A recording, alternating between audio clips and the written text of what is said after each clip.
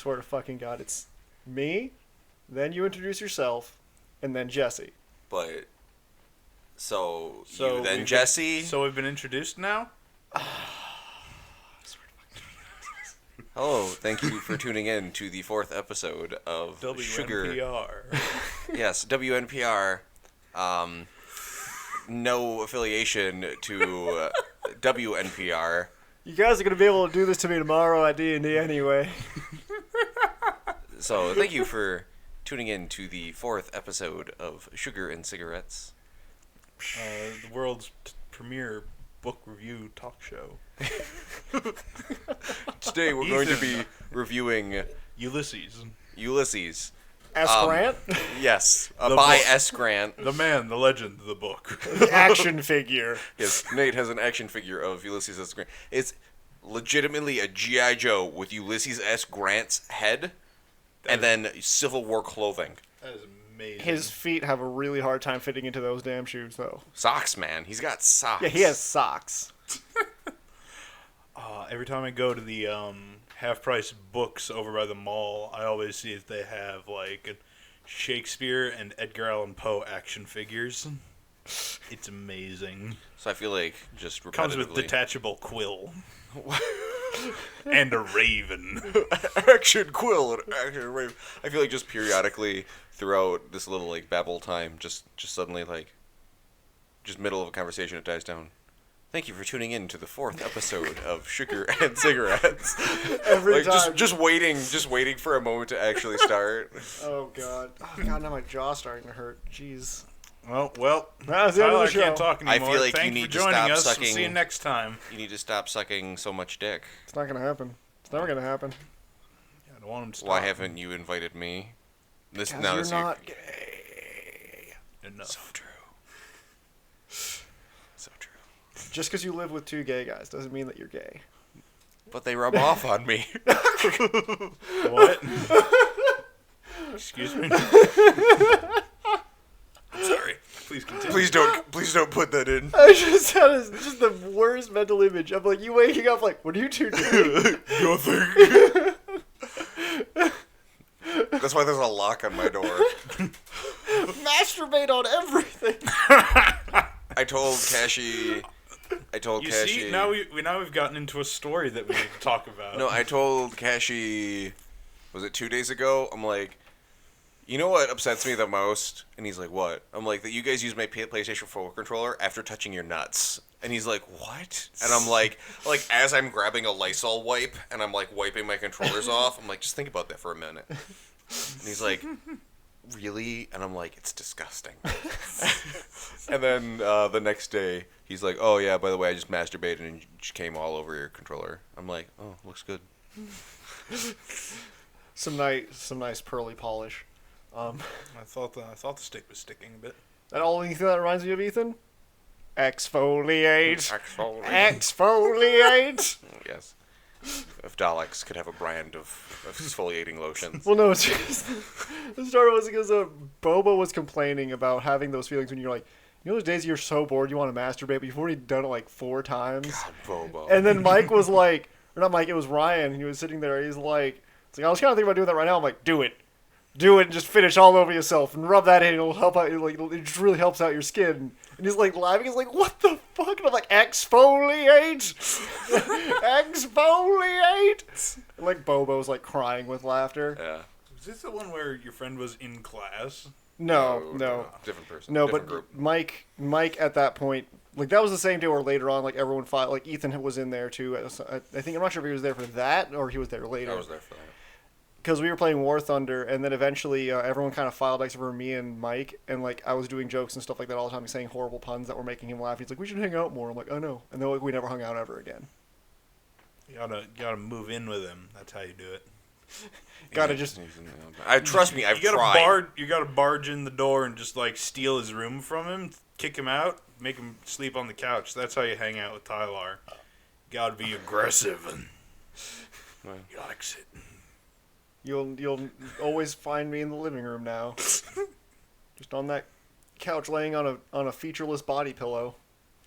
Would you rather it have breasts, like physical breasts? No. He gave that one to me. No, I mean, No, the featureless one is in like it's just white, and there's no waifus on it or anything. Did it start out just white? Yeah, it's always been. No, we all know that's yellow. Oh. After we okay, sorry. But it's got no waifu thing. It's just the blank that costs like $100 that like or less, and they usually make you charge you like $150 for like a pillowcase, and I was like, fuck that! I just want the body pillow. I got it, and I'm like, this thing is so fucking comfortable. I want a second one, and now I'm like, I could get a second one, and have the entire couch covered in them, and I'd just be sitting there in a fluffy wonderland. Just get rid of the couch and make a nest. So, thank you for tuning in to the 4th episode of Sugar and Cigarettes. I am Ethan. I'm Jessie. And I'm Tylar, and we did this out of order. That's Isn't that a show? I don't know. No, it is. Sundays. There's a national show that takes over some radio stations called Out of Order. Oh, well then I guess we're getting sued. Yes. We can't use that. That's probably like trademarked by some big media group. By the Fine Brothers? No, bigger, man, bigger. How can you be bigger than the Fine Brothers? They have a copyright on reactions. What about the person who has copyright on reality? That's called God. Einstein. Which one? Relativity. Sorry, that's relativity. Tyler, which one is the correct one? Yeah, who do I go to when I want have a to be complaint? sued? Whichever one makes you feel better about the fact that you live a meaningless existence. Buddha, then. Yeah, probably Buddha. Even though he's not actually a god. He transcended. He more or less just, found true peace. He didn't ascend to become a god. He ascended to no longer need to be a human. That's how I feel on a daily basis. Part of his ascension was actually ignoring God.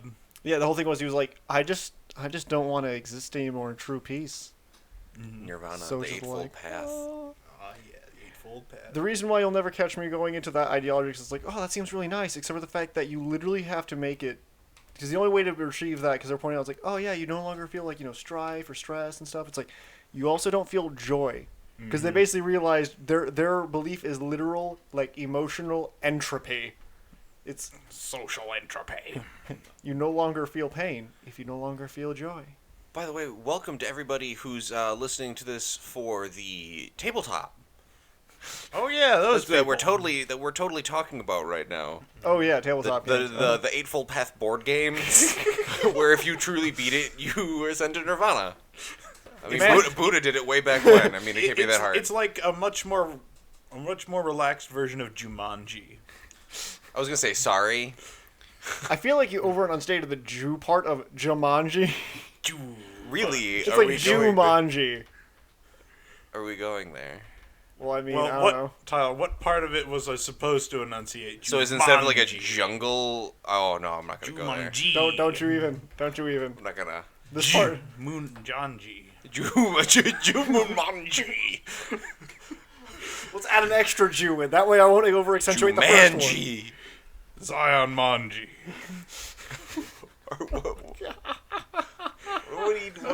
I don't. Hello, everyone. Welcome to the 4th episode of Sugar and Cigarettes. Everybody in unison this time. Hello, everybody. Welcome to the 4th. We don't know what words to use. Okay, is it everybody or everyone? Hello, everybody. Welcome to the 4th episode. Buddy. What if they don't have I'm bodies? not your buddy, pal. What if they don't have bodies? What if they're disembodied heads listening to our radio station? Hello, audience.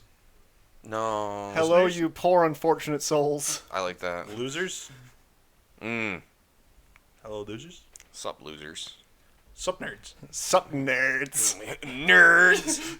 And then the three people from Bulgaria get upset, and then we lose that audience. We're down to 7 views a video now. We lose one person. It's like, damn it, we've lost the third of our audience. We're gonna have 10 minutes of just bullshit that I'm gonna put on a separate cut. We gotta have something for the Patreon subscribers.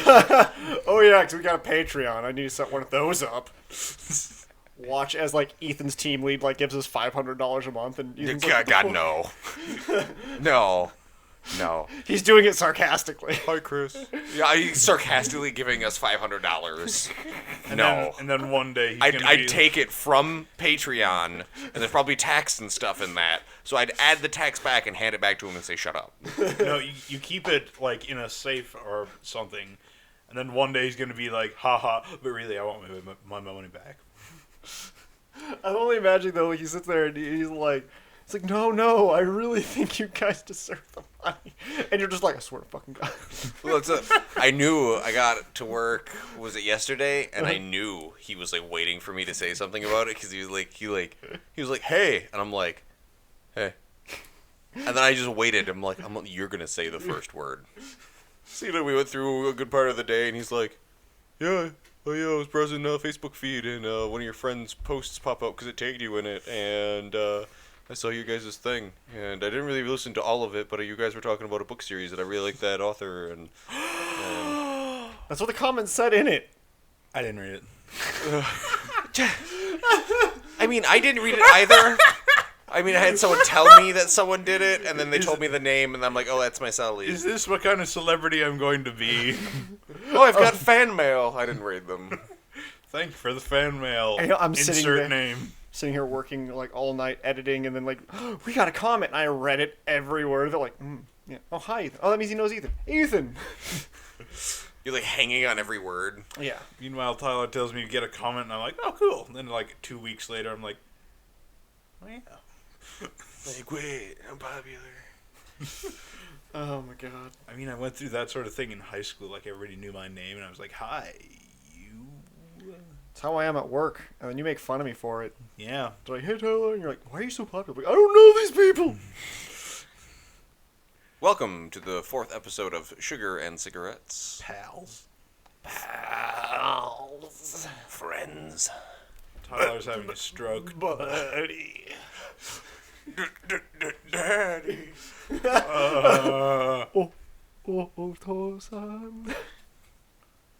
So Welcome to the 4th episode of Sugar and Cigarettes. Welcome to the 4th episode of Sugar and Cigarettes. Welcome to the 4th episode of Sugar and Cigarettes. Welcome to the 4th episode of Sugar and Cigarettes. Welcome to this fine day on Sugar and Cigarettes, where it is our first episode. It is somewhere between the 1st and the 4th. The 4th. Welcome to the Verve. Welcome to the day that Tyler is broken. It's been a long time coming. Soulless beings to the plane of the 4th episode. Nice to meet you. I'm Welcome. Jessie. Welcome to the 4th episode of Sugar and Cigarettes. We should go for like a half hour just going in. Hello, welcome to the 4th episode of Sugar and How many different Cigarettes. ways can we say this? Welcome to the 4th episode of Sugar and Cigarettes. Previously on Sugar and Cigarettes. No, never mind. We don't remember. No. They're going to do it like that, they've made up a fake accent for the newscasters. Yeah, and those. the sepia tone accent. It is actually an accent. It's the trans. It's called transatlantic. I like the sepia tone accent. Every time you say something, it reminds you of sepia tone. The transatlantic accent. Are you going to tell me that every time you hear a voice like this, you don't have visuals in that weird grainy sepia tone? When you say that, all I think of is like the news ticker like beeping. It's only annoying the fact that I can do this voice so well and for so long. I can say Dateline, anything. Sugar and Cigarettes. Breaking news: Sugar and Cigarettes is the 4th episode out today. Hats off to the Sugar and Cigarettes crew for standing 4 episodes. We just released. Nobody loves them, but they do it anyway. We just released this as the video titled "The Opening." What happens every time when we start? This is what happens when we try to implement one of my ideas. We're never going to actually start. Okay. Okay. All right. I'm gonna. Okay. Dicks. Driving. Driving? Dick's driving. Richard's Oh. fine dining. I thought you said like driving. Like I'm driving them. Drive by dicks. That's a driving by dick, and if I've ever seen one. Now I'm only thinking about you one of these days, like like Cashy and Steven are like trying to find Floppy, and they're like, "Where did it go?" And you're like driving by, you're like, "Dicks," and you like throw Floppy and like hit one of them in the face, and it's like, "Drive by, dickin'." That'd be brutal. I think the thing slaps pretty good. We Floppy is swerved away danger. from the beginning again. Okay. It's like us and... We need to find the eightfold path for starting this, and all eight. Well, I folds. think we've tried about 8 times. What are you Is that close doing? enough? What are you doing with your shirt? It's like intimidating. It's like a lizard that like frills out its neck and it like bounces back and forth. This is how Jessie makes himself seem even more imposing. It's like a bear comes at you in the woods and you start doing that. It's like, oh shit, don't fuck with that guy. No, before it was better because the neck was moving back and forth. It's like, how are you? Yeah, it looks like your body. Like, I've never seen your eyes open that much. It's because I took the glasses off because we're doing an audio recording, so why do I need them? And I don't have any notes, so why do I need them? This is 15 minutes of pure gold right here. All right, I'm keeping it all in. Welcome, everyone, to the 5th episode of... Fuck! Shit. Fuck it, we're doing it live. We're doing it live. No. See, this is gonna be recorded, this plan, but you can edit it out in post. We're not. I'm telling you this right now. These past 15 minutes, they're going in. We're going in hard and dry. Welcome, everybody, to the 116th episode of Sugar and Cigarettes. Today, we are going to talk about the alien invasion and how it pertains to you. My name is Ethan. I'm your co-host tonight. I'm Tylar, the slave monkey. My name is Jessie, or at least it was before I joined the hive mind. You are now the one, correct? I am the one. I am the true path. I am the eightfold path. There's only 8 people in the hive mind. Yes, it's a we, but they use I'm only the first getting person. started. You shut up. You single-minded insect. The slave monkey. So when the aliens invaded, in order to defend ourselves against them, we had to turn a large chunk of the population into literal slave monkeys. And Tylar... That's what we were supposed to do? We were supposed to defend ourselves? No, you see, that didn't really work that well. You made a hive mind. Tylar joined the slave monkey armies, which then decided to steal Funyuns from all the local area stores, and then... Not before I gouged out that geneticist's eyes. Turns out that Funyuns are some sort of, like, Adderall-like wonder drug for the slave monkeys. It's true, and most of them overdosed and died. Mm-hmm. That's why we have we get free welfare checks now. We are we're endangered. Tyler was at the back of the pack. He only got the dust at the bottom of the Funyun bag. He also had a hankering for honey buns, which is oddly enough a cure for the Funyun Adderall. Mm-hmm. Too bad for most of the monkeys they didn't get that. Okay, so we were going to talk about Shadowrun today, I think. Yes, so... We were. But we found things more important. So we're going to talk about Shadowrun. Okay. Yeah, okay. So, Jessie was talking about how he... I don't even know what he's talking about. He's like, hey, Shadowrun. I was listening to some thrilling intent announcement stuff today. That's another D&D YouTube YouTube Tabletop. show. Yeah, Tabletop show. And their announcement for this month was that they were going to be doing some Shadowrun. And coincidentally enough, I was listening to some music that made me think of a sort of cyberpunk sort of universe at the same time. I don't know if Shadowrun's really... It's not really steampunk. It's not cyberpunk. Cyberpunk, it's dystopian cyberpunk. Mm-hmm. Kinda. It's dystopian? I don't know. The only 2 games of Shadowrun I've ever played was the Styx one. I think is that Shadowrun? No. Styx is something else entirely. No, I'm thinking of the Yes. wrong one. Shadowrun is...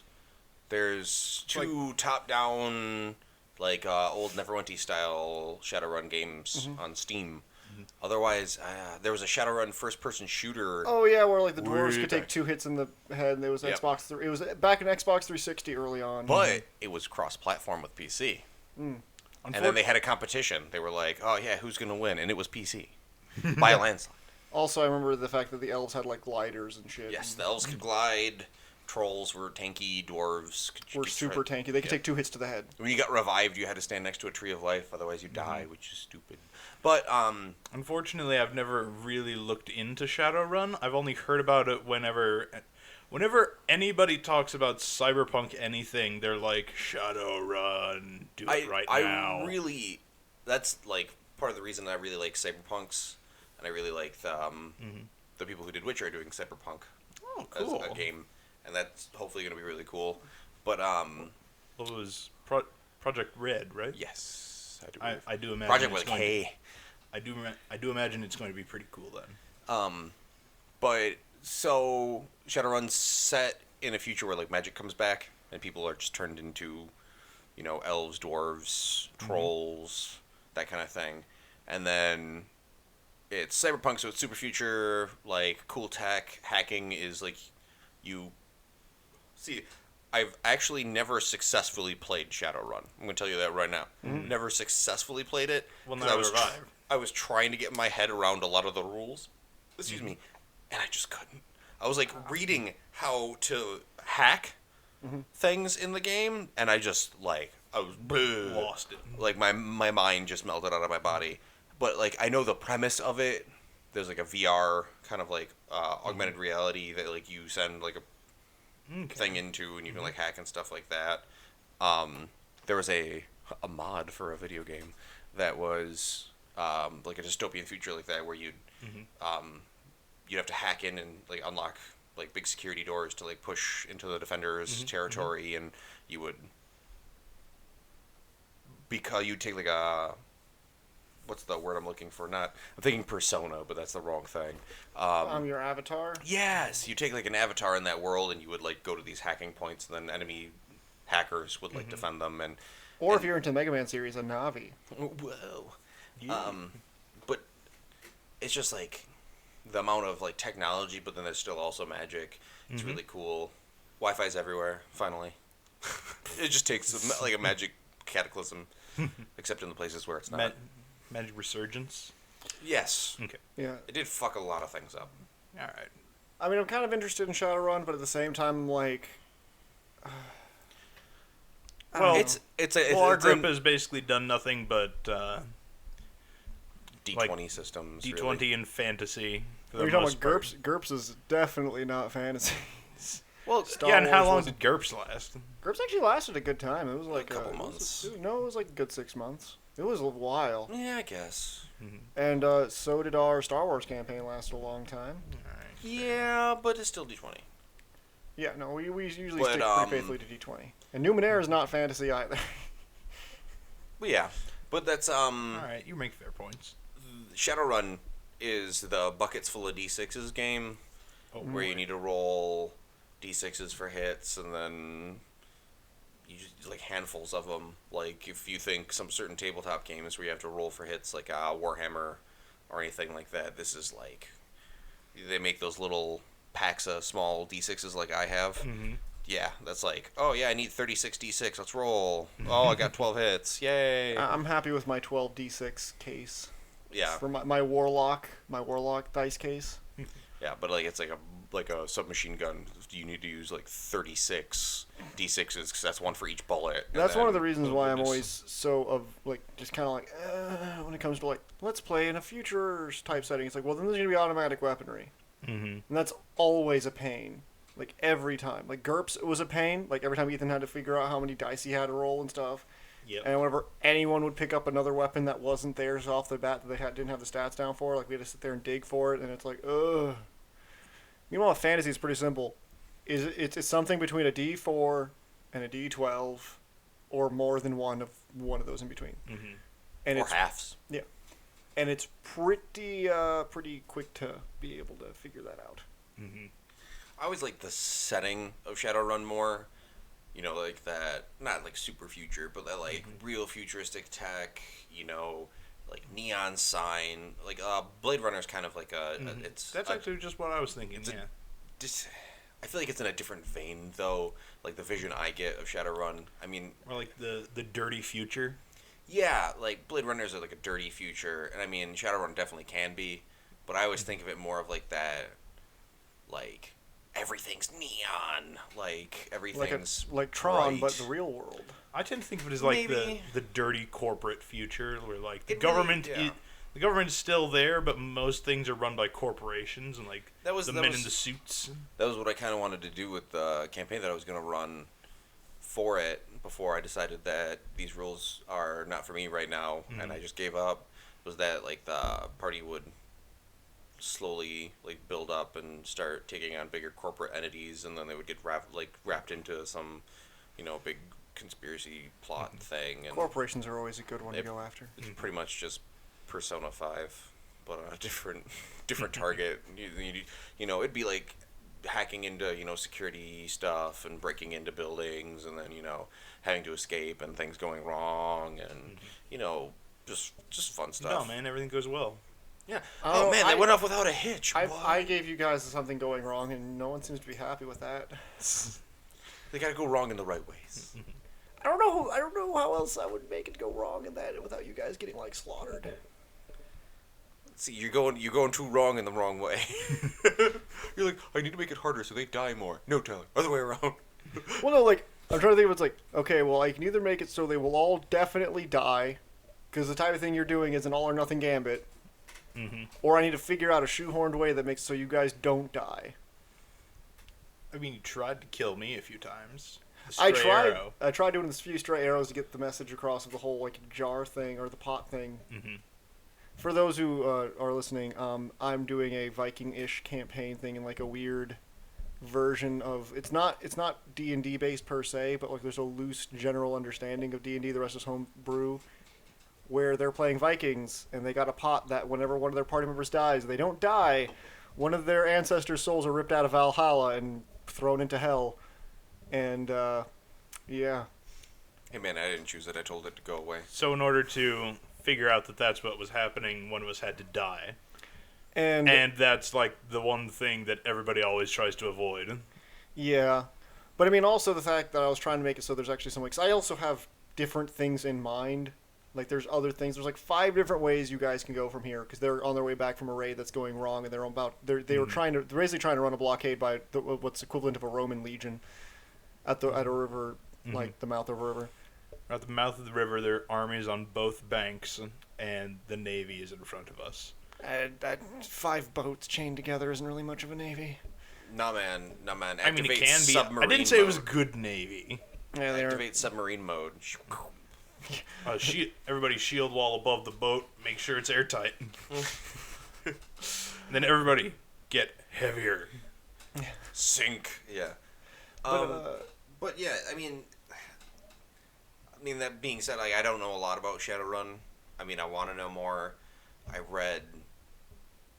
read part of it like 4 times, and I still couldn't wrap my head around it. It's kind of some rule books you can read chunks, and you don't need to know anything more. But I feel like Shadowrun, I needed to read it from front to back in order to kind of get like what they were talking about. Especially if you want to run the game. Well, Yeah. because it's not only, it's like I was talking to Jessie about earlier with the whole, like with in the last episode with the Mistborn series. Yep.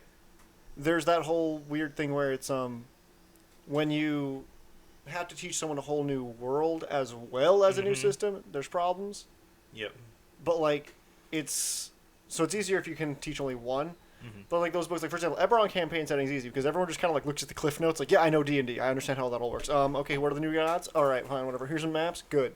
But like Shadowrun, it's like you have no idea how this world operates in any means of such. Like this is completely new territory, new factions, new systems, new everything, and you have no idea how they interact with each other. Read the whole damn book, and it's like, I did like, though, one of the things you can do is that like the fluff in it is amazing. I love it. You can play augmented reality, like laser tag capture the flag just in the street. You're just like walking down the street and you turn on the app, and then you like are given a side, and then Like you an can see- evolution of Pokemon Go or something? Well, like with laser tag and no Pokemon. I mean, just that sort of AR kind of game. like you can see it because Yeah. you'll have like some kind of like visor Yeah. or like glasses on that are augmented reality Cybernetic enabled. eyes. Yeah, and like you'll don an augmented reality vest and have an augmented reality gun, and then you can see other people of that color, and you have to like capture their flag, and you're like laser fighting in the street and stuff. And Oh my god! You You know those scenes in like movies that take place in the 1920s where there's just kids running through the streets of Brooklyn or something? Yeah, they're all shooting each other with fake guns. And... I imagine it's like that, but Blade Runner. Just like kids running through the streets, like bang, bang, and then something just like goes into seizures on the ground or something. Like force feedback, like nano implants. Yeah, I'm interested in only that, but at the same time, like in game, coming from experience now, where it's like you can give someone something to do that's not related to the plot or anything like that. And it's like That's dangerous. they aren't going to either they're going to be obsessed with it and do nothing but that, and just everything gets fucked, or they're going to completely be like, oh yeah, whatever, and move on. Mm-hmm. And then by move on, I mean not go after what you actually put forward for them to do. So it's a situation I of feel like something like that kind of happened when he gave Derek the pot. yeah, no, it is. Like, Derek literally was like, at first he's like, oh, I'm going to look into it. And then he's like, oh, I'm not getting immediate answers, so I'm just going to let it be. And it's like, oh, shit, I probably should have kept looking into that.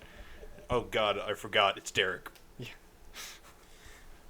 But yeah, Derek's not going to listen to this, is he? He could kill me. No, Derek. Yeah, he is. Derek's going You're to gonna religiously die, listen to okay. this, and he's going to kill you in your sleep. No. Okay. Tyler, I want to switch beds with you for a minute. I'm good. But, yeah, Shadowrun, it just feels like a bit too much to go through for me. It's a lot to chew. Yeah, it's too much work to get into right now, being as there's so many things we haven't yet done We've already. got so many ideas already that we want to go through. Warhammer 40k. No, I agree. Ethan's whining. I'm down for the Warhammer 40k adventures, but we just got to get everyone else on board. And we got to finish a campaign first. Yeah, we got to too. finish a campaign. You know how we finish campaigns? We just stop doing them. No, we need to finish a campaign. I want to finish at least one campaign with you people. It'll never happen. No, mine will end one way or another. Just you were there for the end of one. You were present for the end I of was one. there only for the end. I'd like to point out, I'm the only DM who's had a campaign finished properly in my entire time being with you guys. To be fair, I feel like you guys would have finished Star Wars had Yes. things gone differently. We also would have finished our Skyrim campaign if I wasn't complaining. I should have complained. I wanted to play a different character. We're playing Skyrim for our friend Zach, who's a really good DM. He made Skyrim was coming out, yeah. and he was excited. We were all excited for it. So he made all the races into Dungeons and Dragons races, and then we started playing in Tamriel in the setting, and we were doing all this stuff, and it was really cool. We played it for years. Yeah, it was once like a good week year and a for- half. It was like at least a year and a half, if not 2 years. Yeah, because I know we took like a month of break because of schedule conflictions and stuff like that. But we played it for at least a year and a half. Like I Mark had said. to drop twice, but that's other things. Because yeah. I had 3 characters total in that campaign. Because Yeah. I had Rash'Karr, Tevya, which anyone who likes Fiddle on the Roof there, yo, shout out. What? Tevya is the I name know, of no, it. I know. Just showing up people who like that movie. Y'all good people. Y'all good people. You got good taste. And then the third one was Sergeant Witherspoon. Oh yeah, with his weird arm.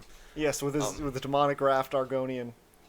But yeah, so we were playing that forever, and that was going places and doing things. But then I was like, I want to play a different kind of character because we were only doing one session at that point.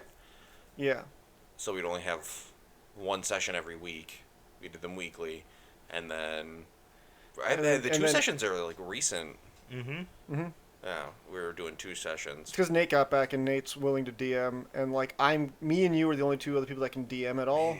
I could try.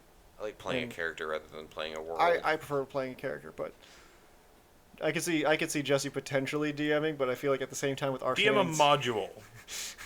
I could DM a module. Modules are horrible, though. No, Ethan. They break souls. We have a module No, please don't. called the Tomb of Horrors, I could put you guys through the tomb. or the Return of the Tomb I of could Horrors. bury you in the tomb. I'm just gonna Google characters that beat the Tomb of Horrors really easily and then just destroy your dreams. With how the Tomb of Horrors runs, you could easily beat it with certain shenanigans, but it kind of ruins the spirit I'm of just it. gonna pull the Gary Gygax and hire a legion of orc slaves. You just gotta think logically. And then you'll die, and you'll make a different character, and then you'll get through it. No, if you think logically, and you have a 10-foot... Honestly, if I was playing a 5th level peasant with a 10-foot pole, I could probably beat the Tomb of Horrors. Right now, obviously I would beat it because I'm like, I know everything.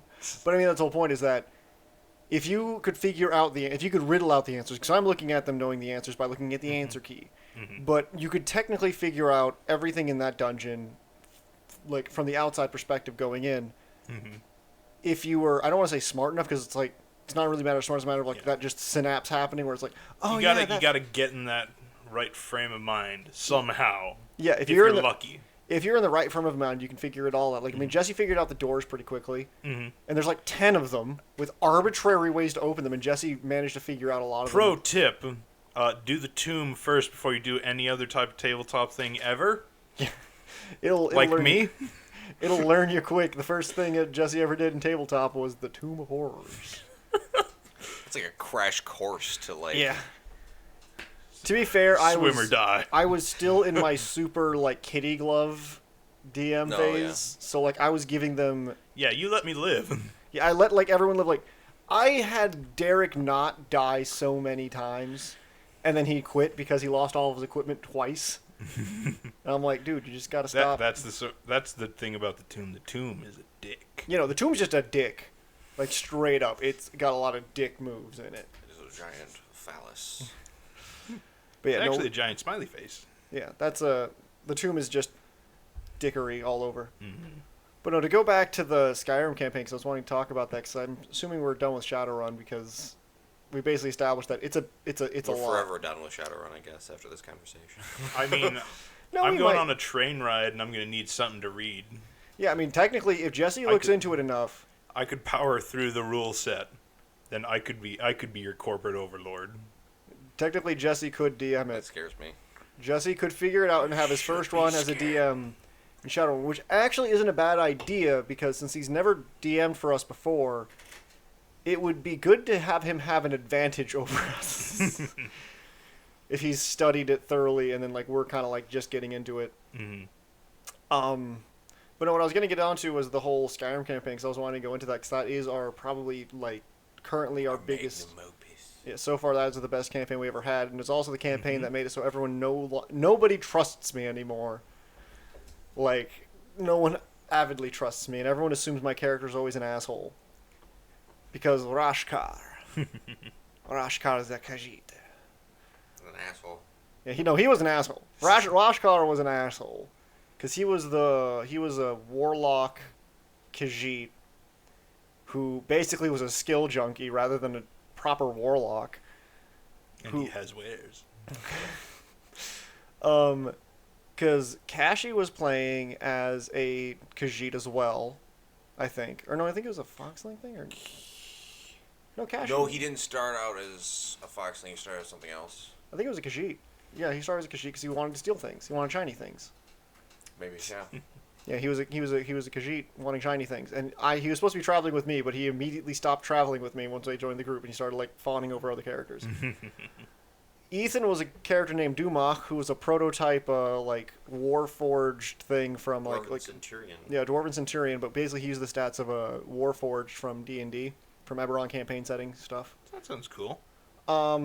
The rest of the party there was Derek, who was playing a character whose name is lost to time and space, even to himself, who was a wizard. Like every wizard he plays the name is irrelevant, as he is a wizard who gets shit done and is trying out a new slew of spells that Derek has discovered in the time between sessions.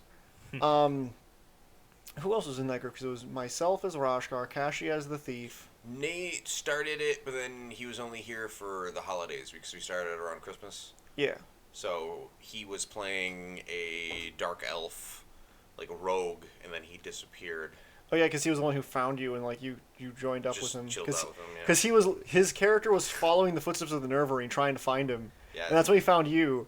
And then he ended up like leaving the party because the whole joke was that he went to find the Nervarine because Skyrim had come out at that point, and we found out the Nervarine had gone to the voyage east. So he was like, oh, and then he did. Yeah, Nate's character was perpetually trying to track down the main character. The main character, which is how he came across me. And actually, how he left the party was he was standing in town, and then he sees like a guy walk up to a door, and then he like stands, like he goes to open it, and he just stands there for a second, and then like teleports out of existence. He's like, "That's the main character." And he like runs across town to go find him. And I was like, well, he's gone. Yeah. So what happened was we were sent to go handle something in a cave or something. No, we went into a tavern and we found this character or this person who, what was her name again?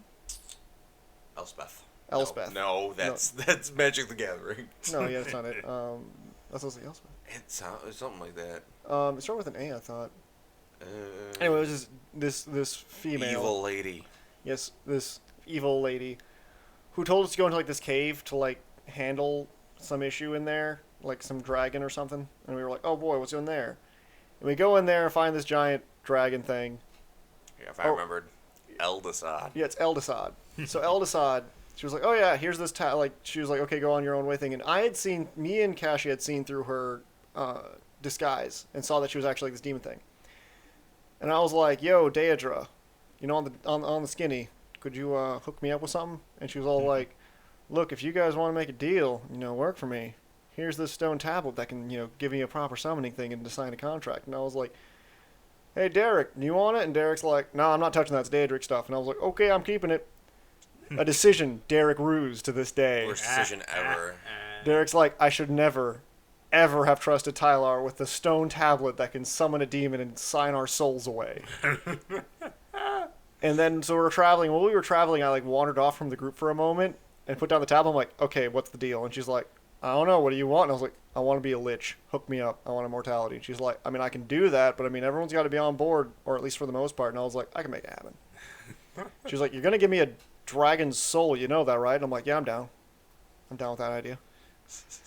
And then we found out she was like a servant of Jigalag, because that's a story tangent that like for some reason was never nailed down in Skyrim. Like they never bothered to address what happens to Jigalag. So we go into the cave, and I basically summon up Eldasad when we're at the cave. After we find that there's a dragon there, and it's got a baby dragon, and we summon Eldasad, who takes the dragon soul, because the dragon made a deal with Jigalag, so the soul of the dragon belonged to Jigalag, and so she was the repo man. Mm-hmm. And she was going to take the soul of the baby dragon, but Ethan's character, Dumak, as I called it, Dosmac, a pun that Ethan would not catch for months. Many months. He had made a deal with the elder dragon thing. He was like, please take care of my kid. And he was like, I'll take care of your kid. And so he's sitting there, and also I was like, I'm going to take that baby dragon soul. And you were like, I'm not doing it. And then, like, she had spoken in everyone's mind, like, going to cash games, like, you want wings? I can give you wings. Hey, Derek, you want, like, crazy arcane power? I can do that. I can hook you up, bro. And everyone was, like, down with it, but Ethan's like, no, I don't want to do this. And then she was like, look, guys, everyone's got to agree. And, like, I sat there with, like, Eldritch Blast to, like, Ethan's side of it, like, you are not stopping me from becoming an immortal lich. And he's like, I'll fucking kill you. And then, like, Cassie was, like, sitting there, like, I'm gonna get you. Basically, everyone was sitting there, and Ethan was like, oh, like, I can't fight you all. Like, he's like, I can't do it. Like, I'm not any good if I'm dead. And then Eldasad was like, I'm not going to kill the baby dragon. Like, look, you can take care of it, but its soul will be mine. Unless you make a deal with me, then maybe we can organize a deal where you can get the baby dragon soul back. And you were like, fine, on that condition. And we also had to, and also you made that deal by giving her all the wealth in the cave, which made me upset, but you were fine with that. So I was like, because fuck you. And from that point on, we went to Jigalag's realm and met Jigalag, who broke through a wall all thematically and stuff. And he was all like, yes, you shall be my champions and do things and like stuff. And we had to like plant a crystal into a well and have it grow into like one of those obelisks of order and stuff like that. We ended up getting a deck of many things at one point, because the Zodar was around, and I think he let us use the deck of many things. The Zodar is a character from many campaigns. It originally was one back in high school. It's like a creature of pure muscle under full plate, and it only talks like once a century. It's 3 times every. It's so many times every like 100 years or something. Like, it's very rare, so it just mostly nods or shakes its head. But for some odd reason, because we were fighting an enemy we couldn't defeat, and the Zodar just kind of like walked up to them. It was just palling around with us because it had no reason not to, and it just walks up to it and just like obliterates it into paste. And we're like, oh sweet, gonna collect the loot. And like the Zodar's like, no, this is my loot. He didn't say anything, but he's like, no, this is my loot. I'm like, what? And he started a shop. Yeah. An interdimensional, interplanar, inter-universal shop. Yeah, like he just like in all of Zach's campaigns, you'll see like the Zodar with like a cart that's bigger on the inside than the outside thing, and it's just got like magical items out the ass. It's got everything in any of the books. Yeah, basically. That's Zach's like magic shop, like one-stop shop thing, which is great. So what ends up happening though is we use the deck of many things, and we end up making a fortress, and we're like, yeah, we're gonna start doing this whole like jiggalag thing, and it's all going swell and stuff, and then Rash'Karr is going the super like Grand Vizier style build, and it's not really cohesive to the party being combat orientated. And so Rash'Karr and Ethan's character Dumach becomes like basically the pet project of Jiggalag, trying to make him into like this ultimate destroying machine that will be his exert his will. Yeah. My character's goal, I was tempted with, was that if I can beat El'Dasan, I will take her place because I'd be stronger than her, and then I'm the one who makes the deals, and I can undo any deals that haven't already made. So in order to free the Baby dragon. soul of Vash, his name was like multiple syllable, like all the dragons are. But in order to free him and potentially his father, I had to become like the ultimate servant of Jiggaleg. Yeah. And so he was kicking ass. Also, one of his side goals was to kill Rash'Karr, and Rash'Karr kind of caught on to that. And so, like, Rash'Karr was, like, holding up the fort. He's like, I'm not going to go adventuring with you guys anymore. I'm just going to be in charge of taking care of the fort. And then I started playing as they were going into a fortress thing to... I forget why. Oh, yeah, there was a fort of soldiers nearby that we were trying to clear out because it was near that town. Because the fortress we made was nearby that town that we put the obelisk in. And there was a fort being made of, like, from other soldiers in the area. And we went to go take them out. Or they didn't, because Rash'Karr was like, I'm going to stay behind. And in that fort, there was a fire giant who was just chilling, whittling wood, making crafts, or rather making the weapons. Whittling wood. Yes, because Rebtevia was a fire giant half dragon, so he had an ECL of 19 if he were to become fully matured. But I was using the level progression thing, so I wasn't as powerful as a fully grown fire giant half dragon. Mm-hmm. So I'm sitting there and just like whittling wood and stuff like that, like making stuff, because Rebtevia, the path I was making, like skill point wise, I was only spending skill points on skills the commoners would have. Okay. However, the only thing that I made for a feat that wasn't like commoner based was the fact that I had exotic weapon proficiency, because I learned how to use a spiked chain. Because the reason why he took it was because he was afraid of fighting people up close. He didn't want to be like right next to people when he fought them. He was scared. Because Rebtevia's whole shtick was that he was like an everyday guy. Like he had a wagon, which is but a fire giant everyday guy. Yeah, he was like a fire giant, half white dragon. Like we already said, like when the game just kind of cut close, Rebtevia was basically just going to go and like found a town. Start up a farm. Good guy. Like because it was ECL 19 at the end of it, so I would have taken my first class level at 20th level. And the class I was going to take was commoner, because that's all Rebtevia was. He was just a big guy. And they end up going in there and, like, killing all the guards and stuff and end up saving Rebtevia. And Rebtevia was like, oh, yeah, like, sweet. I'm here. Like, don't kill me, please. And they're all like, what? Because Derek actually threw a fireball into the center of the fort, and, like, Rebtevia was like, oh! And, like, didn't take any damage. He was like, that was weird. And he was like a cone of cold thing and also dealt no damage. He was like, please stop. And he's like, I don't want to kill anybody. And he's like, all right, you're fine.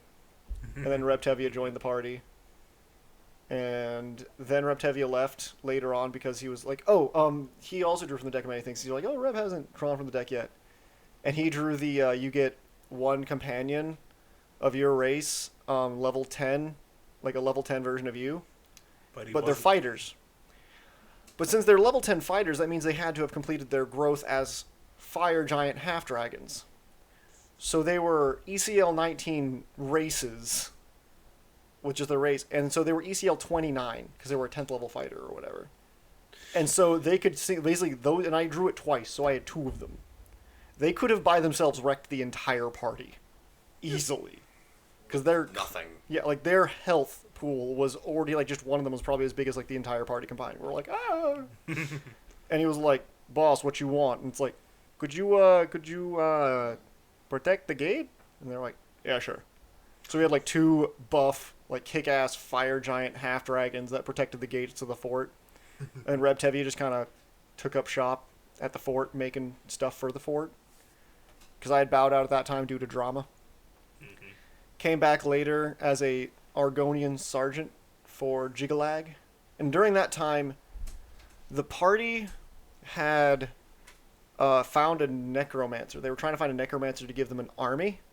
Because they needed an army to, impose their will. They needed an army from there. Mike Jans was our extra on that. Yeah, he was the cleric for there. Yep. And you guys had to find a necromancer. And there was tales of a necromancer in the certain cave. And they were found, they found her having a giant, like, war with, like, this cleric. Because there was a cleric who had helpers fighting, like, 'cause the cleric was there to kill her. And the cleric had followers who were helping him in that. And the helpers were fighting the skeletons and zombies and stuff and undead that she had summoned. And them two were fighting, and then the party apparently helped save her from all that. And then she went to the fort and then, like, brought in her undead army. So there was now, like, an undead army housed in the fort with 2 fire giant half dragons guarding the front gates of the fort. And then there was, Oh, yeah, it was 2 keeps. Yeah, 2 keeps. At the entrance that were drawn from the deck of many things. Yeah, and it was a cave. So it was like 2 keeps in front of a cave. With a gate in between that had 2 fire giants on either side of it. Like, Okay. yeah, so we had a pimped out suite.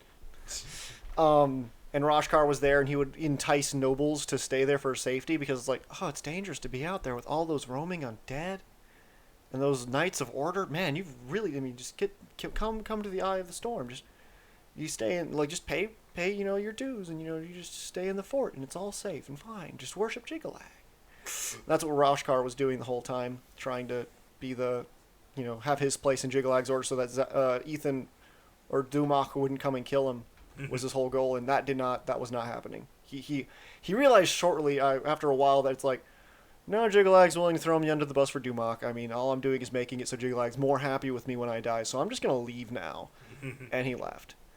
But at that point, I joined in with Sergeant Witherspoon, who was the Argonian Knight, was the class I took. And at that point, after we went on a mission to, I think we just, like, killed some random schmuck. No, we had to kill that dragon that was attacking that one village. There was a dragon attack on that village. There was an undead dragon. Oh, it's been so long. There was an undead dragon attacking a village, and we had to stop it because it was causing too much commotion. And so we went there, took it out, went back, and then we had to do some rank up tournament style stuff. Because there was, like, a ranking system, like a class, like you were the 10th person in line type thing. But, no, like, Eldasad was the number 1 on the ranking, so to speak. And we had to fight through everyone up to her. And the reason why Sergeant Witherspoon joined the party is because he was just a knight of the order. Like, he was a knight of the order, so to speak. Like, he had a full plate that looked like the order knights. He saw Dumak rising in the ranks, and he was like, oh, I want to do that. Like, I want to become the right hand of Jigalag. But he was doing it more for the fact of, like, I actually support Jigalag. Like, he drank the Kool-Aid. And so he was always, like, 1 rank beneath Dumak. Because every time it's like, yeah, you guys managed to, like, beat the next thing, so you guys all tear up or whatever. But, like, he'd have to do it himself. And he was a soul knife. Or no, he wasn't. He was a knight and a soul knife. Yeah, you got me. I don't remember your characters. I remember. Or no, he wasn't a soul knife. No, he wasn't, because remember, we challenged Eldasad. Yeah, we all challenged Eldasad. And it was she after... let us do this at a party. Yeah, because once we were rank 5, we were able to have our pick of the loot, like, use, like, anything you can load up on, anything that's beneath this value of cost, basically, within reason. And I just spent all the resources on getting grafts. And so I had, like, a leg that had a higher constitution, one that made me run further, and an arm that made me reach farther. Okay. And we were fighting Eldasad, and Ethan was playing a Doomguard. Doomlord. So he was able to sunder things really well. So, like, she's, like, swinging at us, and Ethan's like, I'm going to show you what I can do, and breaks her sword. And she was like, huh. And then I hit her with my sword, and, like, it just kind of, like, tinks off, and I'm like, damn it. So she takes my sword and starts hitting Ethan with it, and it's vampiric, so it's getting her health back. But then, like, she tries and flies away a bit, but I have reach with my arm. So I punch her, and I get a crit. And it's like a gauntlet. I'm like, and I'm like, 15 damage, and it's like, you actually did more damage with your fist than you do with your sword. And I'm like, hey. Yeah, I remember. Behold the unholy might of reach. I remember Zach said that. Because I think I rolled a natural 20 to sunder her weapon. Yeah, you wouldn't have been able to do it any other way. So I rolled a natural 20, and I sundered her weapon, and she's like, "Oh, now it's on." Yeah. I was play fighting, but now I'm going to beat the shit out of you. Because the sword was a gift from Jiggle-Leg, Yeah. and I broke it. Yeah. I sundered it in two. Yeah, and there's no coming back from that. And so she took my sword and murdered us all with it horribly. But we would always fight in a plane that was equivalent to the planes of Valhalla, so we'd always get resurrected right after. Okay. So we didn't, like, actually die. You just lived in unending agony for eternity. I also remember the fact that early on when Rash'Karr was still part of the team, we also, when we were going up the roster, had to fight a Hellcat who could turn invisible, and none of us had the ability to, like, make it visible at all. But the Hellcat, like, it's funny, the Hellcat had the hardest time beating me up, because I was a lich. And my weakness is blunt and piercing or whatever, like, it has to be blunt and piercing. And whatever, and it's like, the cat's using slashing damage, so it's not really, like, breaking through my, like, DR 15 or whatever. And I'm like trying to slap it with paralysis because I'm a lich who can do that. I'm like, And the cat's just like pinging off me, and then I ended up going down because how it ended because the Hellcat had beaten up everyone else down because we were like level 6 or something. And it took my my Griggs fiddle, which is what my phylactery was. And he's like, "Look, I don't want to break this because we're on the same team. Now I'm gonna break this unless you give up." And I was like, "All right, fine, that's cool." And then yeah. Liches are dumb. That's why you don't carry your phylactery on your person. I should have had the phylactery. Like, in hindsight, I learned this is the first character I ever actually, like, played when I knew how to play the game somewhat. Like, this was the first character after Aeon the Paladin that I actually played. Should have found a bottomless pit thrown in there. No, you never want to remove the phylactery from your person. No? No, because someone can always find it. Because there are spells of divination that will make it so someone can always find it. So the only way to keep a phylactery safe is to keep it on your person, but not something you hold on your person, like Nah, man. like an amulet maybe, or like a ring You or a put belt. it somewhere it's safe. Like That too. behind 2 fire giants. We didn't have those yet. yeah, that's true. But, But yeah, like if it was at that point, I would have probably like made a ring, or like made it a belt of magnificence +2 and put it on the belt on the giant, and like there you go. you don't want to throw it in a bottomless pit because when you die as a lich, you come back at the phylactery, now in the bottomless pit, falling forever. Okay. Yeah, Oh, there's I remember your advice. Make it a really powerful magical item because nobody wants to destroy it. yeah, that's why I was like making a belt of magnificence +2, and then put it on the fire giant. 'Cause now the fire giant's like sweet. Now I'm like all around better. I'm already a badass. And then it's like okay, well, I mean, every time I'm spawning next to the fire giant, so I'm safe. And Middle of the night when he's with some wench. Oh, excuse me, I'm just gonna leave. do you guys need a condom or like a snack or something? I'll just be out. I'll be out there. Shouldn't you be at the gates? Good Jesus Christ. Yeah, Jesus. Yeah. So that campaign though ended when we were about to go into. We were sizing up to go into the Dwemer, like find out where the Dwemers actually were, like the Dwemer people, where they went. Yeah, this is like a bunch of headcanon stuff. Yeah.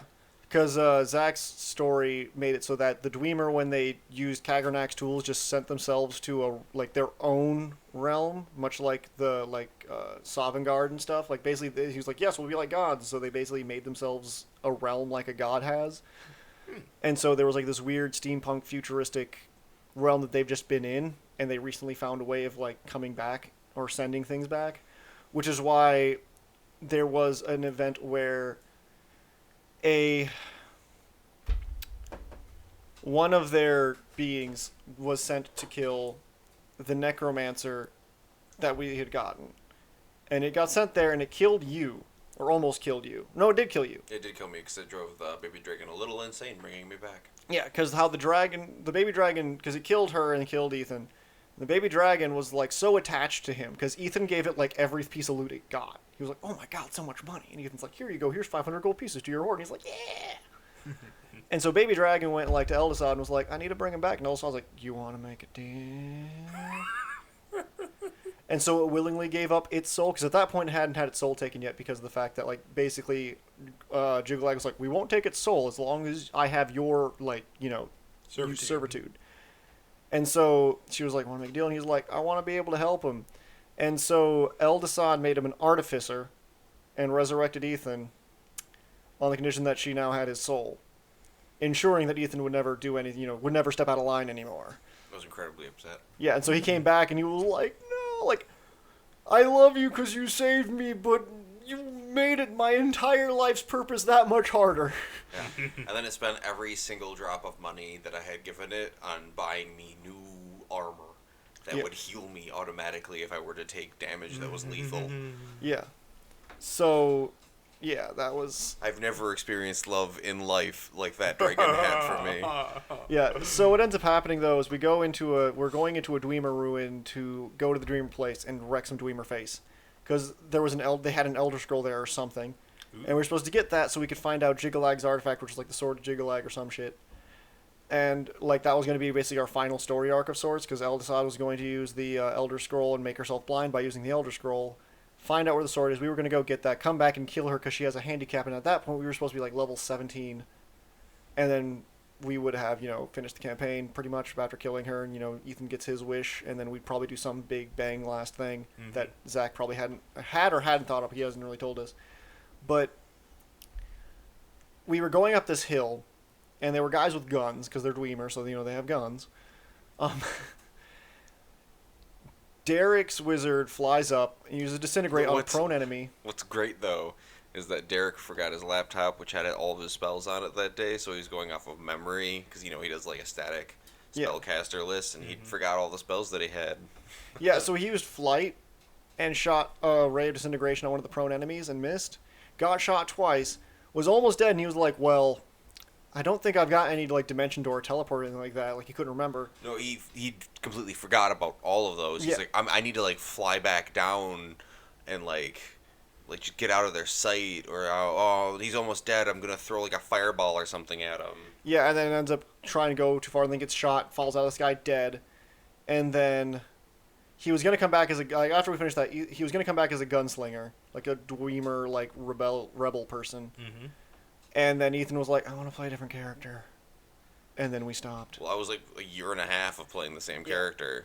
Because again, like, I've glossed over all of, like, the really minor adventures we went into. Like, we had to go kill the undead dragon. The only reason why I even addressed that was because of the fact that, like, there was some minor pertinence to it. We don't... A lot of those adventures Zach puts together is like, this would be kind of interesting. Mm-hmm. And we do it, and it's basically an excuse because Zach is a very by-the-books person. He doesn't generally just give out levels. Like, that's something he's done fairly recently because he realizes it's better for pacing. In the past, he would go, you fought a challenge rating 5. That means you have this many party members at this level, which makes it so you get this much experience points to divvy up.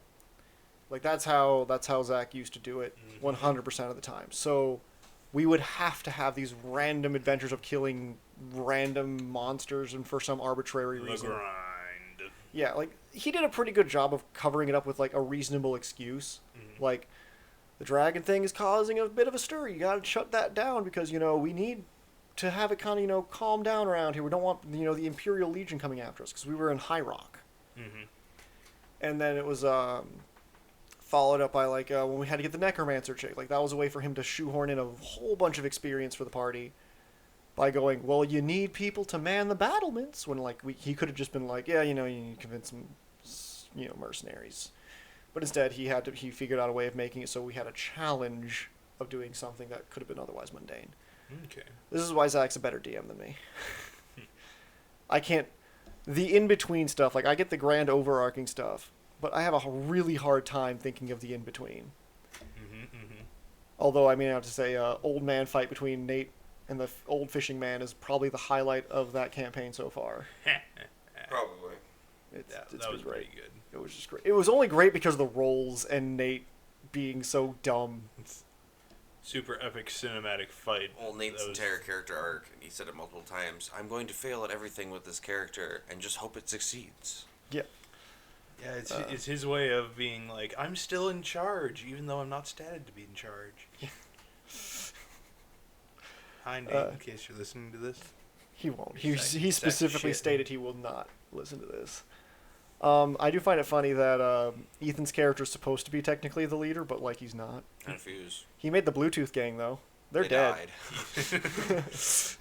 He made the Bluetooth gang, and then they died. And now he's in charge of the drifting longboat. Yes. Because the captain got all dejected when he saw that there was a challenge. Also, his face is half burned off, and That's his fault. Should have guarded his left. I mean, drifting longboat is nice, but that's going to be the magic boat. all I know is I'm still wondering how you guys are going to handle, like, with, I think you have, like, 38 guys against, like, 85 or 72 or 75, something. 75 or something like that. Like, you have 75 enemies. I'm worth at least 3 dozen. Maybe if you went into, like, bleeding from the eyes level rage. Even then, it's not... I could try that. Quick, stab me in the eyes. It's like, no, Ethan, you can't do that. You need to find a goat and you need to finish what that man was trying to do. I feel like that's a horrible part to pick up. You need to unlock your rage chakra. You need to pick up a goat and finish what that random man started. No, I'm not finishing whatever a random man started with a random goat. Okay, so Please be more specific. I mean, if I went into detail, it wouldn't get any better, though. Okay, I'm going to go into detail. So, Ethan's character, Hallbjorn, I think it's you're the Bjorn, not the Born. Anyway, Ethan's character, until further research, was trying to figure out why he was going to these like frenzy berserking modes, where he was just like murdering people.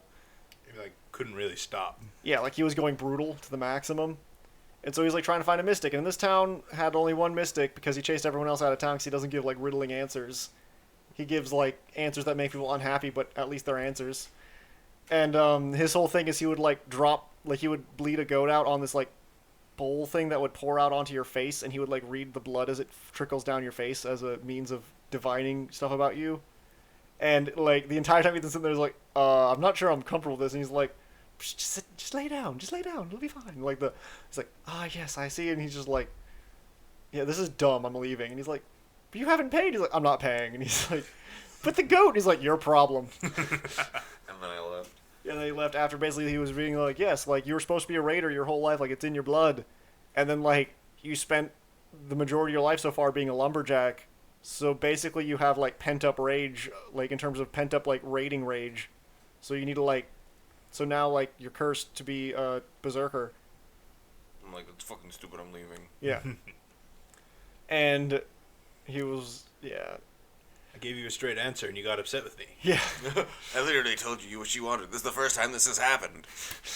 Par for the course for me. After that, he was like, are there any others? Like, no, I chased them all out. Like, all everyone else was like talking in riddles and not giving them straight answers. Like those seers who were like, yes, you know, the victor will be the one who wins the day. It's like, yeah, no shit. What do you mean? I very much enjoyed my my little climactic moment during that last raid we did. The wall.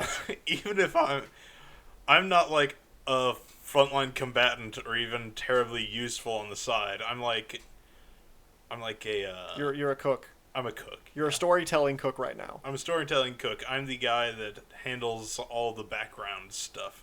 Yeah, he with my my brine stew. Your brain stew. So yeah. Instead of so I'm not a frontline combatant, so instead of using a weapon or like using a longbow or anything useful, I grabbed 3 shields and a helmet. Yeah. So he put a shield on his back, one in each arm, and had a helmet on, and he protected one of the flanks of the captain. The whole flank. And then when he was about to get attacked by 2 people, Jessie, having his back turned away from the captain, so he's facing the captain, sees that this is happening, and proceeds to punch a guy in the face with the rim of the shield. Like, right in the teeth. And then when he's on the ground in pain, he just mounts him and bashes his face in with the shield, like the rim of the shield, killing him. So, the party rolled that Jessie has the most brutal kill in the campaign, but I believe like I had the most like visceral. Yeah, like you had the most aggressive because you did the cleave where you killed 2 guys in one swing. Because I was like, that crazy man said I was like chosen by the gods to like rage, so I'm just gonna use that. Yeah. I'm a baseball bat swing 3 dudes, and one of them decided to duck. And then Nate goes, "It's a good thing he brought his brown pants." Yeah. No, that campaign, it's going better than I expected, considering it's a complete, like, I greatly enjoy that campaign. I'm only, like, at times I'm feeling like, oh, God, there's no good material, but at the same time I'm like, I should be happy it's doing this well, being as the entire system is kind of arbitrary and, like, I'm still defining it. Yeah, I mean, the way we play Dungeons and Dragons, we play it really numerically. Yeah. We focus on stats and points and rolls, and you took that all away from us. You're like, you don't get that. I rolled 2 dice behind something you can't look at, and then I determine your fate. It's like, well, now in order to have fun, I have to do things with my imagination. Yeah, like, now you have to care about what your character is doing, and everyone's like, I mean, I enjoy this turn of events. And, I mean, like, it's great for a lot of us. Sadly, Derek is very much in love with the numbers. Well, no, Derek has autism, so he's used to that, and that's how he wants to play.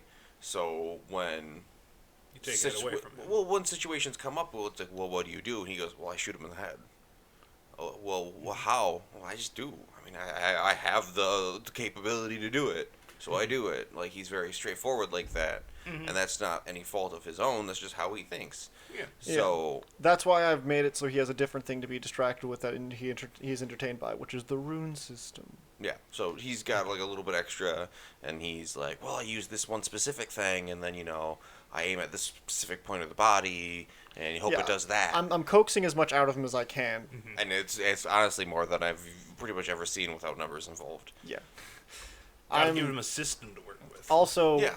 I've made it clear that since I gave him a certain set of skills, like, I'm helping him out in certain ways. Like, or else he's like, it's like, yeah, all it costs is half a silver. I'm like, call it 5 copper. You would know that. You'd know that 5 copper sounds like a lot less than half a silver. Yeah. And that, like, the rest of us are kind of more into the, like, telling what our character is doing. Jesse's character usually falls to his knees and cries about his dead wife. Yeah. Anytime I hear anything feminine or, like, hear the word woman or anything. No, man. Like we walk into the bar and you have a flashback to your wife and you sitting at the bar laughing. Then she falls over dead. Green yerms. Come out of the bottle and begin to run away with her hair. Oh, yeah. Little green men with pointy ears pour out of your wife's frothing mouth, laughing. The yerms. That is my character's, and one of my character's defining traits at the moment. I've been a farmer for the past my entire life, and I was gonna say just a few years ago, but it was like 7 years ago. 5, Yeah. I thought. Yeah, it was 5. 5 years ago, my wife died, and I don't quite remember how, but I have flashbacks. No, you remember how. It just changes every time. Yeah, every time I see something feminine and have a flashback of her, I see her dying in a different way, and the yerms are always there. Nate made a joke in the beginning. He's like, yeah, my character's going to find out Invent germ theory. And then we're like, no, it's not germs, they're yerms. Yeah, and so I let him run with it because his belief, it's not that he doesn't have the original germ theory. His theory is there's little green men with tiny ears that make you sick and die. So I'm like, fine, that's fine. He has that. He doesn't have, like, germ theory. He's got yerm theory. Yeah. So What else do you want? Every time I have a flashback, the yerms are there crawling around. He wanted advanced, like, he wanted engineering. Oh, as a skill, and I was like, you're not getting, like, you know how to be a carpenter. You can work on that. He was like a boy and his father on a riverboat most of his life, and then his dad got killed, was it?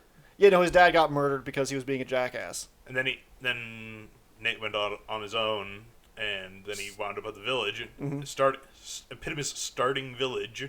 Yep. And he wanted, like, okay, I want to be able to, like, build a trebuchet. Yeah, it's like, no, you can. Throw projectiles.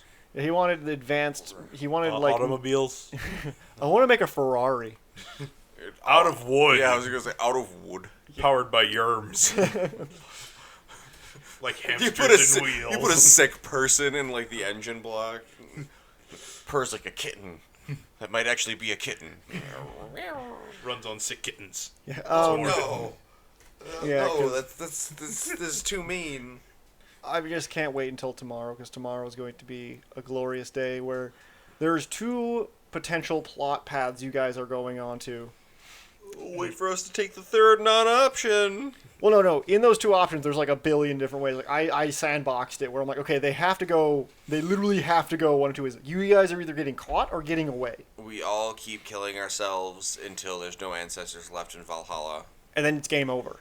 Yeah. Hate Third to be option. hate to be spoiler, No, but Third option. Tyler, we work for hell.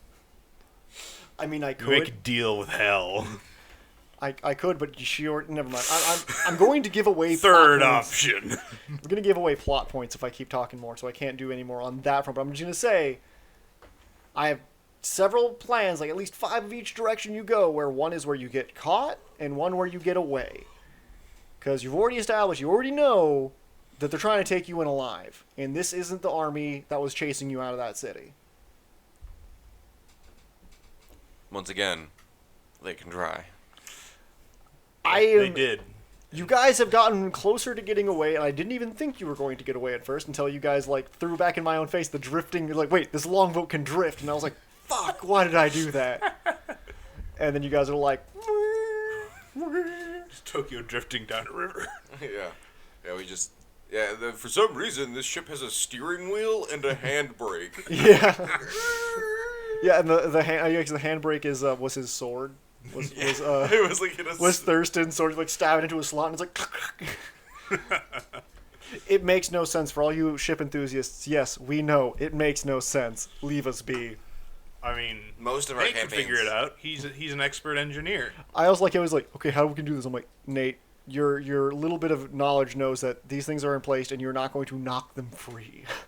There's literally at least 3,000 people on each side of the river here, with large portions of them holding these siege equipment in these pieces of siege equipment in place. Basically, like implanted battering rams, sharpened battering rams. Yeah, basically that they were, supposed like, to super- jam into the side of the ship as Yeah. it passed. Yeah, and then they're supposed to you just tilt it or twist it that way. It would slam you into the side of the stream where they would hit you with grappling hooks.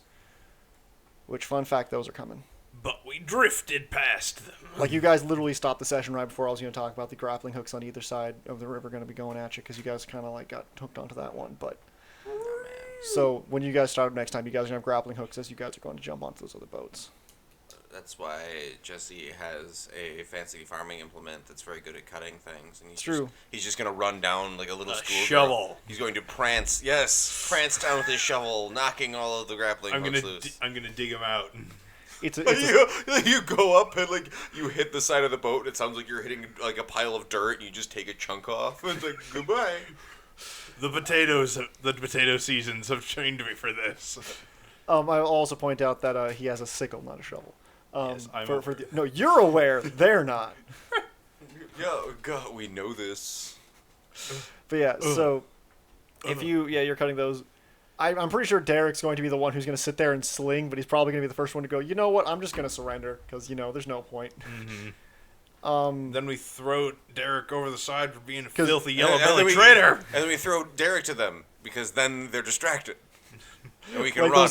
like the Derek, 12, Derek's magic. He's got so much magic in him, it'll be like a magic nuke. Throw him at the enemy. Yeah. like the 12 guys you guys already threw aside when they were knocking off No, the they're first time you going to got caught. Valhalla. No, they're not. They got captured alive. Hopefully, they put up a fight so they can go to Valhalla. They did, but they got, like, bowled. Man, when they can still put up a fight when they're in like chains and shit. I guess, but yeah, so... that was the thing. Headbutting to Valhalla, man. That's a song name. That should be a song name. Ethan. Jesse. What if they capture us alive and they keep us in prison for a few months so that we're weak and helpless, and then they just execute us so we don't go to Valhalla? That's why you have to fight. That's why we need... We need to fight each other while we're in prison. Yes, exactly. We both need to kill each other at the same time. With Okay. rusty spoons. Nah, man, with wooden spoons. With a shield. Rusty wooden spoons. They've got nails in them. Oh, God. We figured you out, Tyler. There you Yeah, go. we've got your plan. You got me. We Although you're forgetting one major thing is you guys are gonna have to repeatedly kill each other because your ancestors are going to hell. We're just gonna have an end of the world slugfest. You guys are like stabbing each other, and like each time it's like, "You son of a bitch! You sacrificed me to hell for this!" And you're like, "We have to go to Valhalla." It's like, "I'm not going to Valhalla." Not my problem right now, Granddad. Bye. Like, yeah. There's so much exposition I have to go into, and you guys are going to get so much more when you guys get to finally see.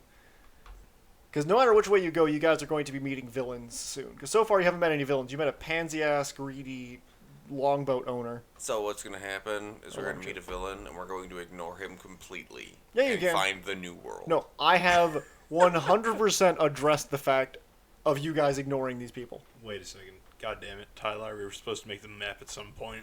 Yeah, we were. It'll be fine.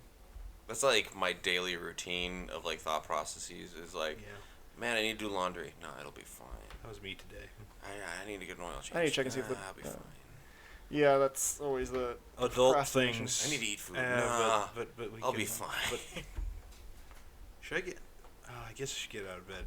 No, but it's 10 at night now. Yes. Oh man, it's like 9 in the morning. I should get up and do something. Blink. It's 10 p.m. Just go back to bed. Alright. Well, I think that's all we were going to talk about Tabletop. You want to go into video games, or you want to wrap it up? I mean, I don't think we got a lot to talk about. I got Yeah, I know. book things I could talk about. This isn't a book channel. No, this is. This is a book channel. Yes, it was Were you previously not here. It was previously stated this is the #1 book review show, probably in the universe. Yes, in the multiverse, in fact. Yeah. We have there was a tournament, multiverse tournament. You know the kind. And it was supposed to be a book reading tournament, but we bought guns, so we were won. We were the only ones to survive. Yeah. Interesting tournament's that. Yeah, but all the other multiverse us's are dead now, Oh, wow. so we don't have to worry about that. Hey, got a corner the market. Corner the market while it's young. So now we just gotta hook up the trans-dimensional multiverse, the doobly-doop to the YouTubes later, and send this all around the multiverse. Oh, yeah.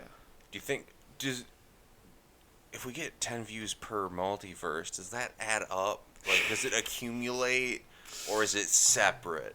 I think we'd have to check the YouTube algorithm, and if it can. Do they have a multiverse algorithm? If it can do that, then I think it'll just fry our brains like scrambled eggs. That's why Save one of us us has from to this. look at it. Save us from this hell. But no, for video games, though, because I'm going to be the Johnny Raincloud who keeps us bringing us back on a topic. Books. I know you're going into books. We'll go into books in a moment. I was just going to touch on video games real quick because I was just going to say something real simple. Fine. Pillars of Eternity feels like it takes one. There we go. Pillars of Eternity feels like it takes one. Like a pillar. An eternity. Tyler, it doesn't make sense. How does it take a pillar? I guess like my roommates. I don't the game. I don't get it. What? I could have taken a shot, but I'm not going to. It Ethan- takes like a of. Ethan, explain yourself in detail. We're good. I'm a man. I have brown hair and sometimes green eyes. All right. Is that the detail you wanted? Oh, thank you. Thank you. So, do you actually want to talk about a book maybe real quick? Not just something I noticed. Like, They have covers. they're making 2 movies. Well, a movie and a show that are coming out based on Stephen King works. Oh, It. no. Okay, 3. There's a redo. I don't really care for it. Well, actually, no. I thought that it was getting a miniseries and a book. Or sorry, And a book. it's getting another book. No, it's getting a miniseries and a movie. Hmm. So maybe they're doing it as like a trend, I guess. But I'm intrigued by the Dark Tower movie, because I could have sworn that the Dark Tower was like over a dozen books, and they're making 1 movie. Oh, God, it's going to be a trade wreck if that's the case. Yeah, I was interested in that because the gunslinger, like watching him in the trailers, I'm basically making a character that is the gunslinger for my Skype campaign. So that's what intrigued me.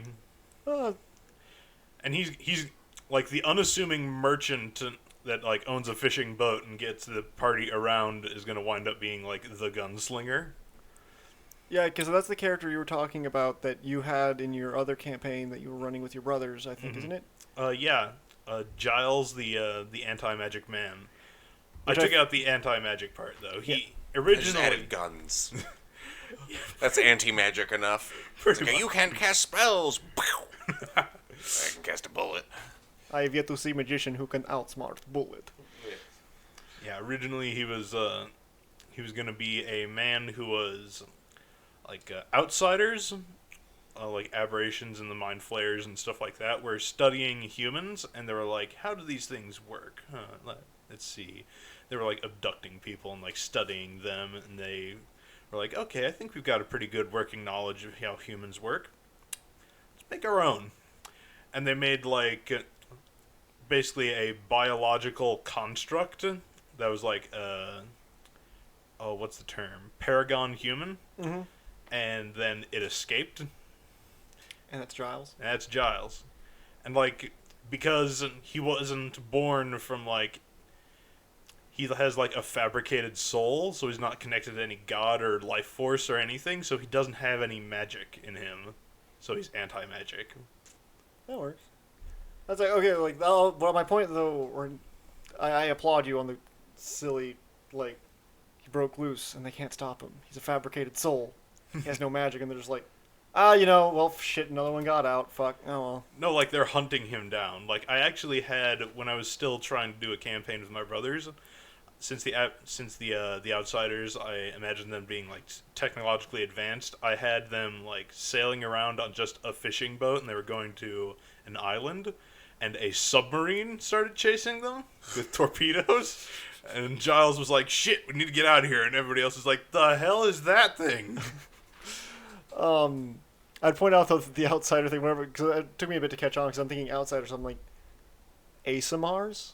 Tieflings? Because those are all outsiders. And then- Sorry, I like Yeah, Cthulhu Lovecraft Yeah, yeah. style outside. I got that My when bad. when you got into the second bit. I was like, oh yeah. I was the first. I was like thinking D&D outsider. I'm like, what is being from another plane have to do with this? What does being like Fiendish. angelic? I suppose I think that like outsider means that you're kind of like from the in between the planes. Yeah, Otherwise, outsider- you That's would- an in-betweener. Outsiders. Glares from Jessie. Yeah. What I was saying is that Giles at this point, I feel like he's going to turn into, because Reb Tevia for me, like Zodar for Zach is his, like, he comes around with all the magic items and stuff. Mhm. For me, I've got two characters, and one is Kevkis Pegasus, which is the cursed item maniac. Mhm. And then we have Reb Tevia, who's your standard item, like, because he's a large-sized creature, so he's got wings, because he's Yep. a half-dragon, so he just flies around with carrying his wagon with his monstrous strength, and just lands, and he's like, would you like some nice furniture? would you like a master? I mean, I've got magic items too, but I mean, why would you want that? This is mahogany. Mahogany. This is purple heart. Yeah. This wood's purple. Oh my god. How that's cool is that? Yeah. I made a chair out of it too. That's pretty tough, sweet. man, actually. Yeah, because unlike the Zodar who has everything, Mhm. whenever I have Reb Tevia around, it's usually like, yeah, I made this, and then like, I had a friend who was a wizard who enchanted it. So like all of his equipment, like he'll have a random ragtag group of equipment, but all the base material stuff he made himself. Okay. So it'll be like different. Like he's not going to have everything available. Mhm. Meanwhile, Kefkis is always going to have something you're always going to regret buying. But he'll usually give it to you for free. So you're feeling like Giles is going to be my recurring character, my like cross campaign character. Yeah, your cross campaign character. I do really want to make that a thing, like, but I gotta give him his origin story first in this campaign. Like, I want him to eventually like, I don't want him to have him be like, yeah, I'm going after the big bad because the big bad wronged me. I'm gonna have him be like, I'm going after like one of the lieutenants of the big bad because the lieutenant is the one who made me, and like. He didn't get me quite right, so I'm anti-magic, No, and like I'm kind I think his entire motivation of life should be finding the best bowl of noodles. Oh no, It that, can't be that was serious. your GURPS. What? That was so oh much no, of your GURPS. that was. He ate the bowls, and you know it. Next no, man, episode, you we're going to can't talk have- about GURPS. You can't have like him be serious. He's got to be silly. He's got to be like, He's like, whoa, why are you traveling the multiverses? And he's like, No, like for This his one has the origin best. story, I wanted to be serious, and then he like completes what he wants to do, and he's like, "Yes, I've completed my destiny." Well, see ya. No, "Can I have food?" no, you should have I'm Giles. gonna find a universe with a taco truck. No, you should have Giles since he's being like the gunslinger type person. You need to have him like smoke pipe tobacco, and he's looking for the best pipe tobacco. That's his entire motivation. It's like back when I was being made, like they were experimenting with like mind controlling pipe tobacco. They called it MK Ultra. It was actually really good, and I've never found pipe tobacco quite as good. And I swear, somewhere in the multiverse, there's better pipe tobacco. So his entire character plot is Szechuan sauce. I mean, Basically, yes. Okay. I mean, Just confirming. whatever works. Whatever works. I actually forgot about that until like you just said that, but whatever works. All right. Well, about an hour and a half in, I think it's a good time to wrap up.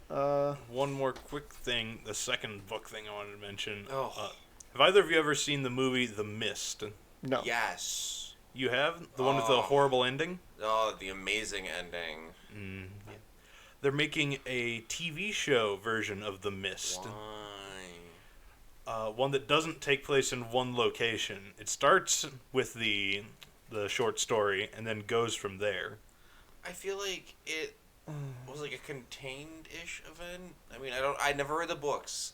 I read the short story after seeing the movie because I heard the ending of the short story was a lot better than the fuck you, kick in the stomach, punch you in the face. So if anybody hasn't seen the movie, which I recommend you do, you should probably not listen to this because it's a huge spoiler. But they leave and they're in their truck and they're driving away from all this stuff because, the mist. They had to get away from the grocery store where there was literally an evangelical cult forming that was sacrificing people.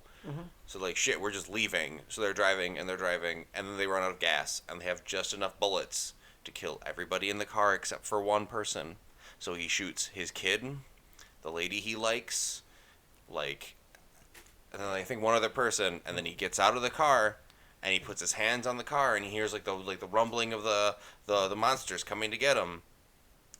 And then the army drives by and he's safe. And if he had waited like 2 more minutes, everyone would have made it. And everybody from the store drives on by in trucks. Nice. Kick in the stomach, but I liked it. That's very Stephen King. It's like the guy or the short story. I think it was by Stephen King where the guy's like eating his own limbs and stuff. It was weird because he's like trapped on an island and he's all like, "Curse you! You guys are the reason why I got this rental boat and why I'm fucked over." It's like you're just a jackass. And in the ending of the short story, actually, everything's the same up until they run out of gas, and they don't have the gun. They get out of the car and they find that they're near like a hunting lodge or something. And they quick sprint into the lodge and they bar all the doors and windows and stuff and they make it into a fortress for the night.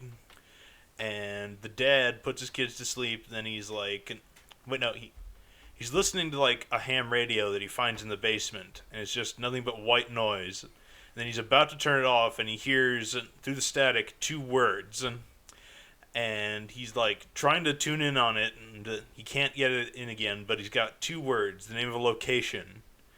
And he's like, well, we got nothing else to do in the end of the world. So he goes and he tucks his kids in, and as they're falling asleep, he whispers New Hampshire to them. And like that's the last word he heard in like the static white noise, and like everybody else is missing and gone and everything. But it leaves you with this tiny nugget of hope that like maybe something out there is left, or like something can happen. So it's like a big cliffhanger, which, in my mind, makes it a bit more reasonable if they'd make a show out of it. I guess. Meh. I haven't seen any of it, so I have absolutely no idea of any sort of the situations we're dealing with here. Okay, I'm done. Well, you talk about book shit, so now I want to... That reminds me of the I Am Legend that came out with Will Smith in it. And then there was the book, I Am Legend. And, like, I mean, they're similar. I mean, the short story I Am Legend has been done many times as movies. Charleston Heston... Chew? The guy who played the main character in Planet of the Apes, the original ones. I forget his name. Never saw him. But he played the main character in one of them. But so basically, it's some guy in, I think it was L.A., and he's the only person that hasn't been infected, he thinks. And he's got his house surrounded by UV lights, and they come out every night, and they're not like monsters or these like sick people. They're like vampires. They're legitimately vampires, and they're like, we're gonna come and eat you. Just turn off your lights. You want to join us? Like, like, ha ha ha. And he like goes around during the day staking them all and all that stuff. And it's really different from the Will Smith movie, even though I like the Will Smith movie. Yep. But it's one of those sad endings. And I don't know. I'm not gonna say that I like an anticlimactic like sad ending. What happens at the ending? So what happens is he finds another human. And he's like, holy shit. And he starts talking to her, and she's actually not human. She's a vampire, but not all the vampires went crazy. Like, they reformed a society. But he's the boogeyman. Because he goes around during the day indiscriminately killing vampires. So he's the boogeyman. So they storm his house in the middle of the night once, killing all the other vampires. Like, they storm his house in body armor with rifles, take him prisoner, bring him back to, like, their place. And he wakes up and she's standing there and she's like, yeah, they're going to kill you. They're going to hang you publicly in the middle of a square for everyone to watch because you're the boogeyman. And he's like, what? And she hands him a cyanide pill and she leaves the room. And he walks up to the window and he looks out the window and there's hundreds of people and he can see the stage where he's going to be executed. And someone points at him and they all turn around and he sees like the terror on their face. And he realizes that he is the bad guy. Oh. And then he takes the pill. Now that I like. That's a good ending. Yeah. Yeah, that's like a twist ending that's actually really good and thought provoking. But like the movies, I don't know.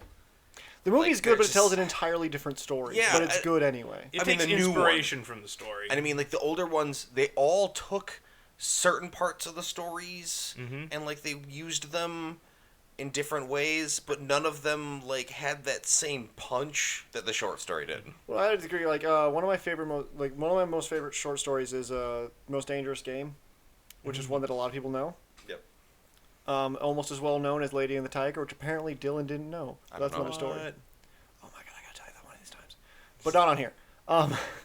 But like the movie, the old movie made like Hallmark movie type times. I think it was before then even. It was like back when the lion at the start of the movie was a new thing, black and white and shit. The movie had a girl there, and like he didn't actually end up killing the guy. Like it was just weird. It didn't have the same oomph, and it wasn't like a Russian guy. It was just some random ass dude. I think it was actually kind of Turkish, if anything. It was kind of strange. Yep. Yeah, but the movie wasn't that great. But the book or the short story is amazing, and I love it so much. It is very good. Anyway, we'll just wrap it up. So now. because we said we were the multiverses in the beginning, we are the best book review show. There you go. There you go. Yeah. Yeah, I can go over some stories some of these times maybe. Because I've got a bunch of short stories I like. 'Cause that's all I did in literature class was like flip through the giant textbook of all those short stories we never got to and like read them. It's always great. Yeah, I started a thing. Yeah. Okay. How dare you? Can't All right. stop me. Well, that's it for today. Bye. See everyone next week. See ya. Bye.